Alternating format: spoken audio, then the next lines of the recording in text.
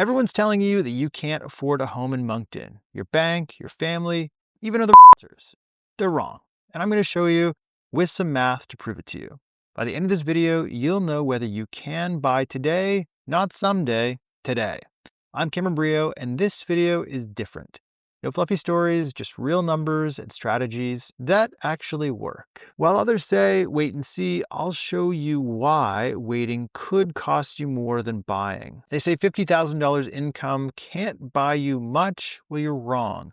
A $50,000 income could qualify you for roughly $250,000 in mortgage. Add a modest second income, and you're likely at about $80,000 of household income. That is plenty of buying power. And here's the kicker. There are dozens of listings under $300,000 right now in Greater Moncton. The inventory exists, and maybe you are just not seeing it. The next lie, you need huge down payments. The reality is that 5% is the minimum for an insured mortgage in Canada. On a $300,000 home, that's $15,000. Also, with some of the government programs out there, like the First Home Savings Account and others, you can stack up some serious cash to have available funds.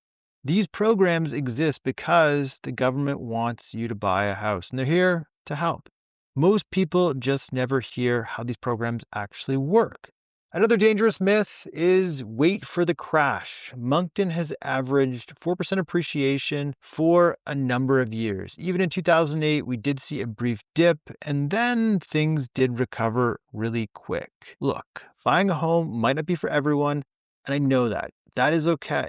This information is for the people that comment on videos just like this that say, I can't afford a house and that they want to buy a house, okay? So renting at $1,400 for 5 years is $84,000 gone.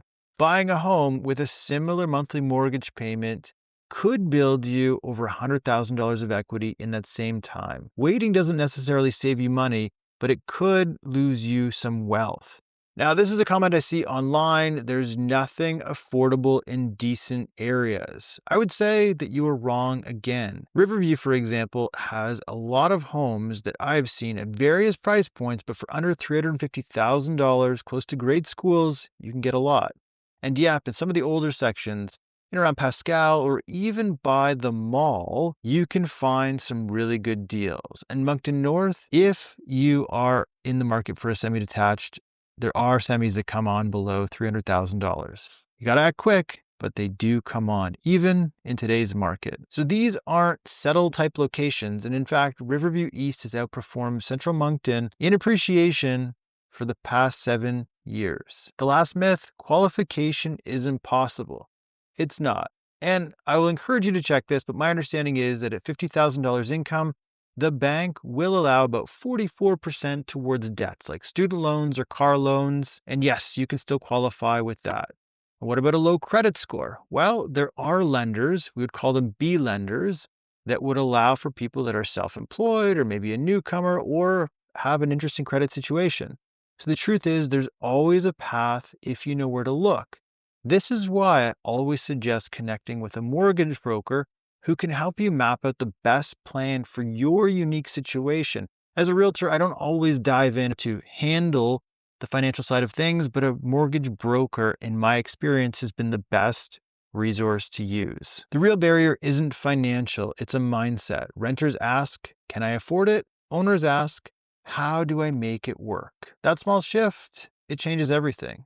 And I get it. I'm a realtor. I do get paid when I sell a property. This is correct. But the only way someone can take action is with all of the information and a solid plan. Every year you wait could cost you $15,000 to $20,000 in lost appreciation and equity. So here's the 90-day path. And now, this is not financial advice, but if I were looking to take action, I would start here, assuming that my personal budget, like expenses and my income and savings and safety supply, all of that was in check.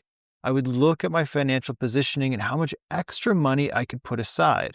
I would open an FHSA account and I would make automated contributions. Step 2, I would visit a mortgage broker and get pre-approved. And a quick tip, They are going to ask you for 2 current pay stubs, your T4, and some bank statements, as well as government ID. You can do this all in 48 hours. Step 3 is to analyze neighborhoods. You'll go there, you'll go at different times of the day, you'll get out of your car, you'll walk there. How does it smell? How does it feel?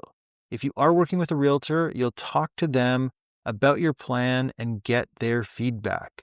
You'll get them to research about 20 or so recent sales in your target areas to understand what these properties are being listed for and selling for.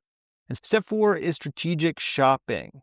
You are going to set your budget slightly below your max, about 5 to 10%, and you will look at homes in that range. And your realtor can create an automatic search so you stay on top of all of the new listings. Step 5 is strategic offers. You'll focus on homes listed for over 30 days, and there might be some opportunity for negotiation. You can follow this. These would be the steps that I would follow if I wanted to get on the fast track to home ownership in the next 90 days.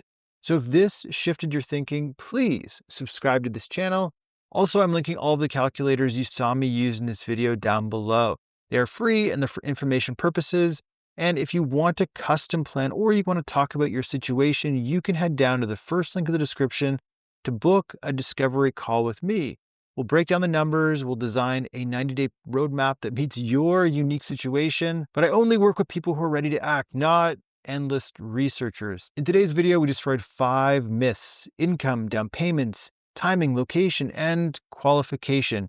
Each one costs renters thousands of dollars every year. If you're making $50,000 renting in Moncton, you could probably buy.